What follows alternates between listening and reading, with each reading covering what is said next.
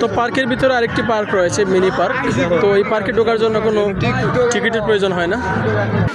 তো এই পার্কে প্রচুর লোকের উপস্থিতি ছিল। ছোট্ট একটু জায়গার মধ্যে একটু গাছপালা ছিল, রঙিন লাইট, আলোকসজ্জা করা হয়েছে, খাবার দাবারের ব্যবস্থা রয়েছে, যার কারণে হয়তো এই জায়গাটিতে প্রচুর মানুষ, বিশেষ করে খাওয়া দাওয়ার জন্যই, বা দেখতেও খুব সুন্দর দেখা যায়। প্রচুর সুন্দর একটি জায়গা। এই জায়গাটি আসলেই সুন্দর। মানুষ ছবি তুলতে তুলতে তারপরে এখানে এসে খাওয়া দাওয়া করেন।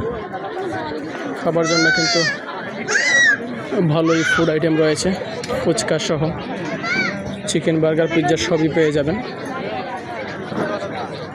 তো খাবার মূলত এখান থেকে সার্ভ করা হয়। এই হচ্ছে চটপটির দোকান।